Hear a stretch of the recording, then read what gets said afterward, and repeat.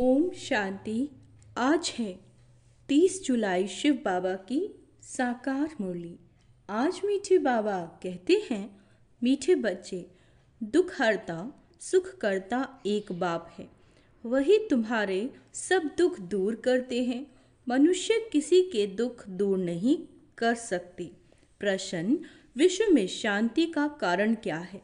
शांति स्थापन कैसे होगी? उत्तर, विश्व में अशांति का कारण है अनेका अनेक धर्म। कलयुग के अंत में जब अनेकता है, कलयुग के अंत में जब अनेकता है तब अशांति है।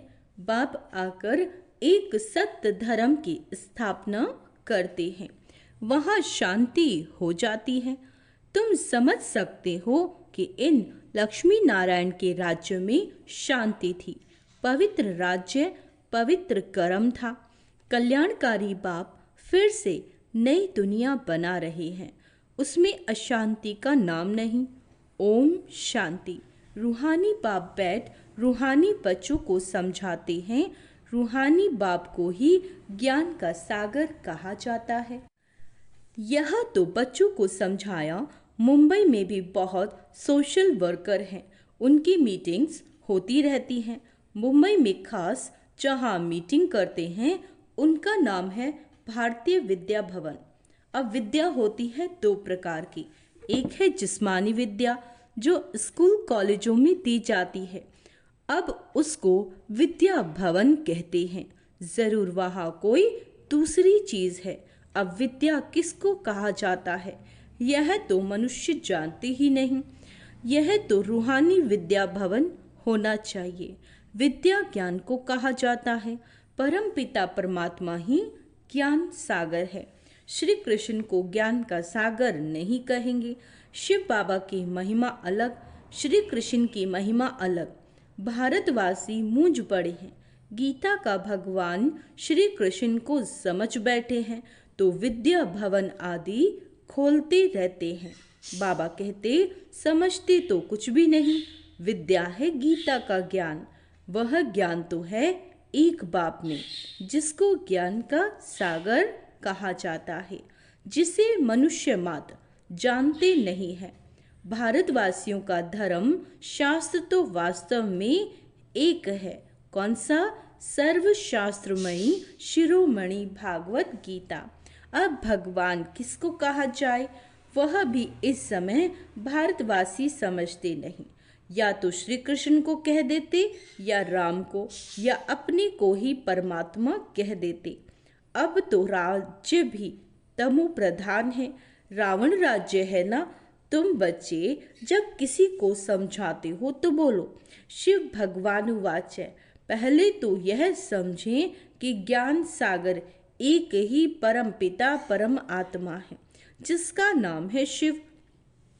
शिवरात्रि भी मनाते हैं, परंतु किसी को भी समझ में नहीं आता।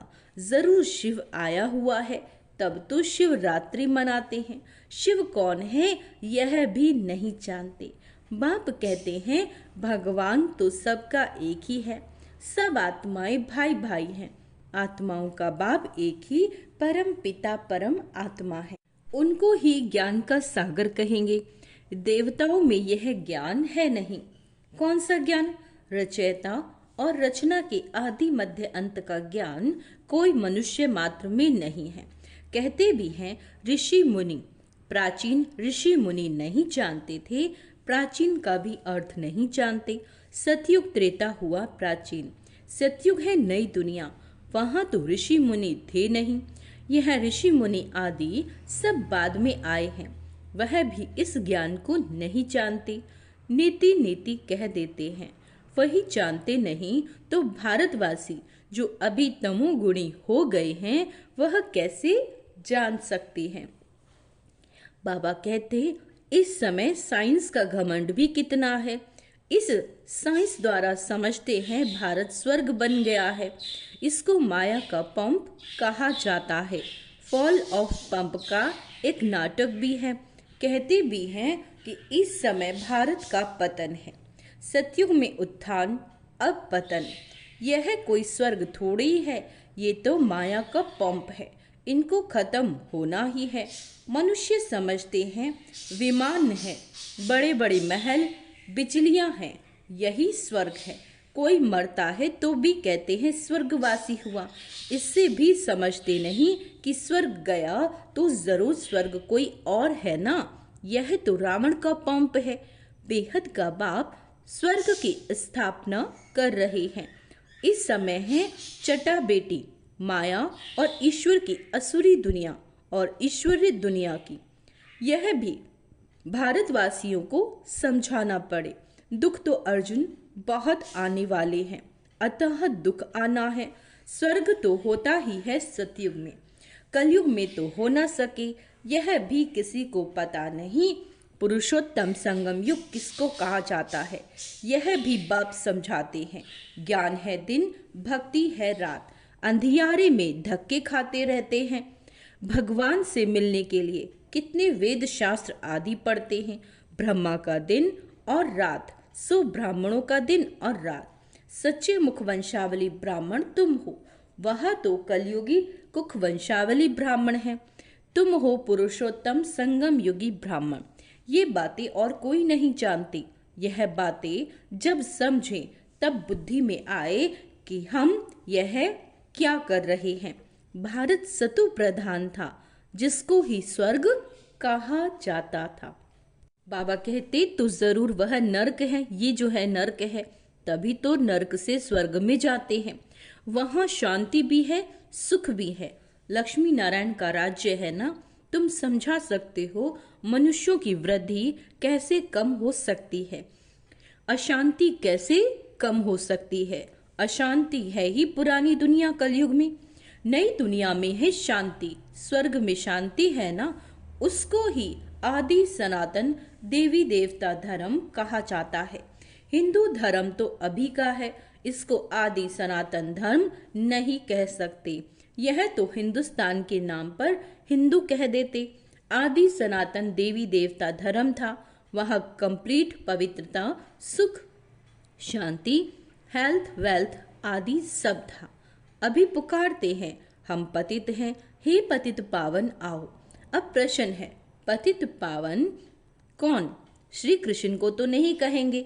पतित पावन परम पिता परमात्मा ही ज्ञान का सागर है, वही आकर पढ़ाते हैं। ज्ञान को पढ़ाई कहा जाता है।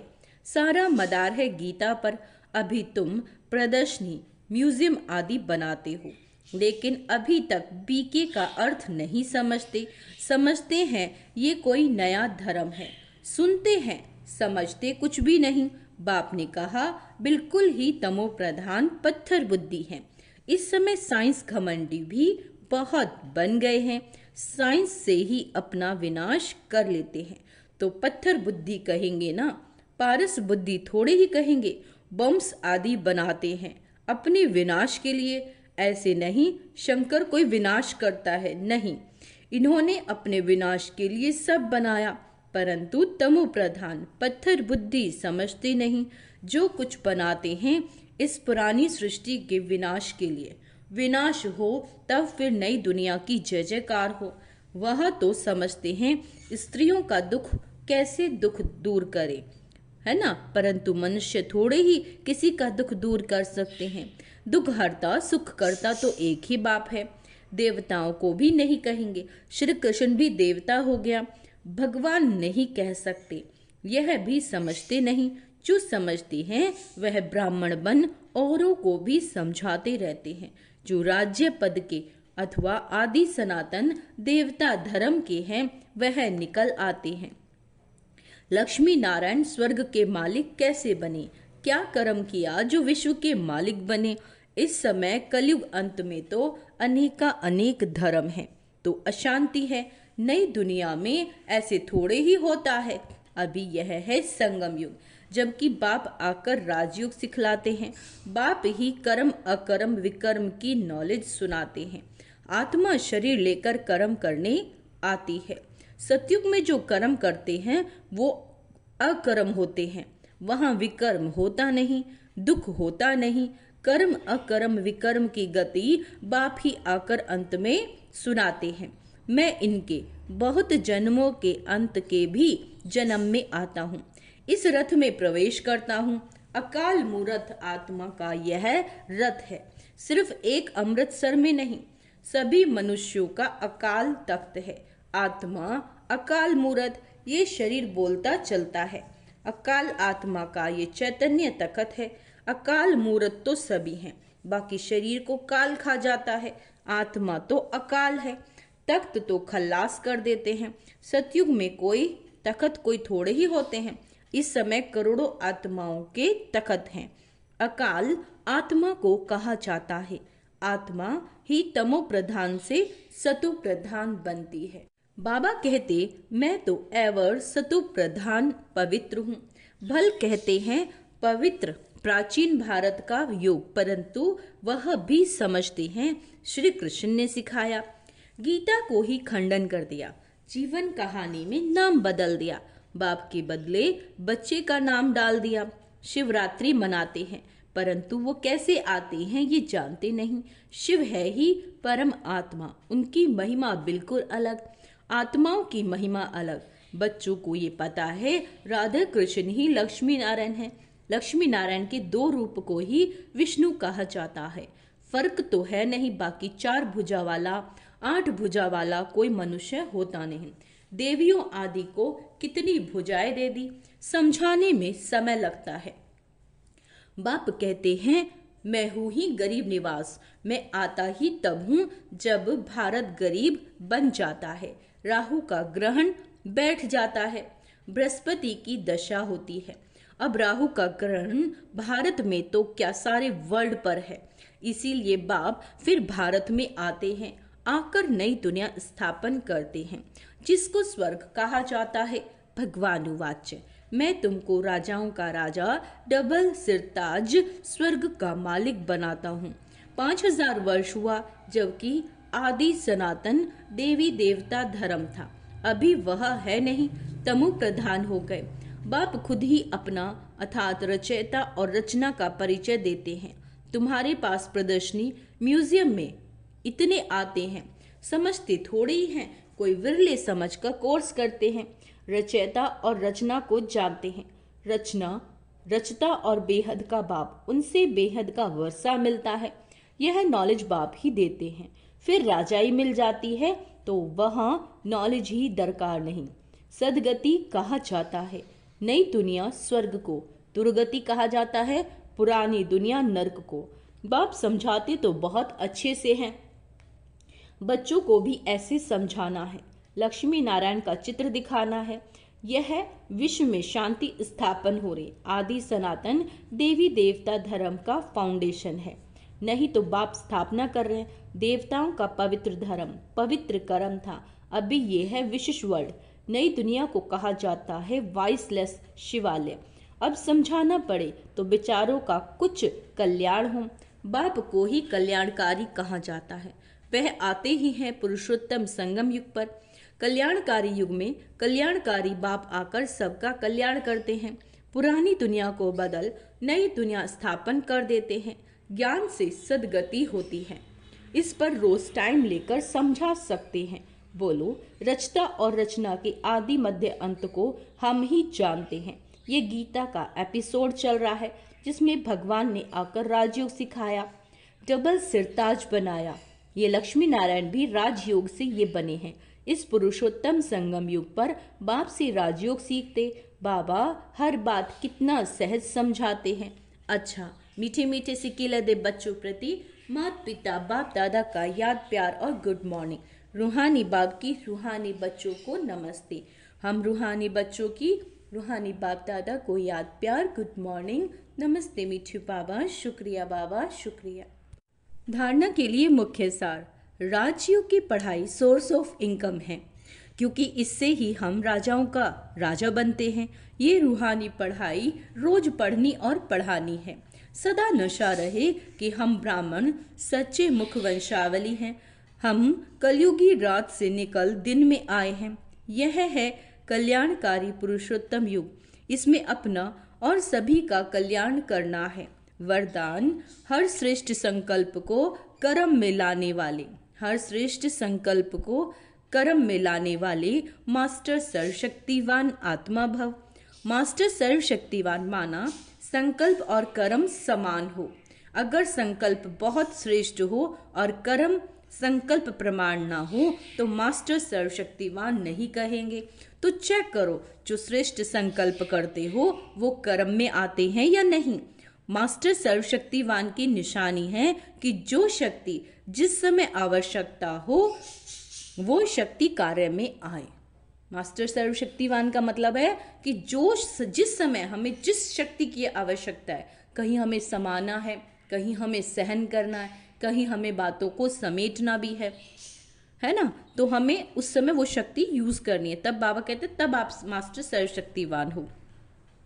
स्थूल और सूक्ष्म सब शक्तियां इतना कंट्रोल में हो, स्थूल भी और सूक्ष्म में भी, जो जिस समय जिस शक्ति की आवश्यकता हो उसे काम में लगा सके। स्लोगन, ज्ञानी तू आत्मा बच्चों में क्रोध है। ज्ञानी तू आत्मा बच्चों में क्रोध है तो इससे बाप के नाम की ग्लानि होती है। शायद क्रोध आता होगा आज किसी आत्मा को, तो बाबा ने क्या उपाय बताया था, क्या कहा था? बाबा मदद करेंगे ना। क्या करना था? जब भी क्रोध आने लगे तो प्यार से बोलो मन ही मन, मीठे बाबा, है ना, बाबा मदद करेंगे। ऐसे 3 महीने का दिया था ना बाबा ने कि आपका फिर क्रोध खत्म हो जाएगा। ठीक है, तो आज का स्वमान अभ्यास करेंगे। मैं मास्टर सर्वशक्तिवान आत्मा हूँ। ओम शांति।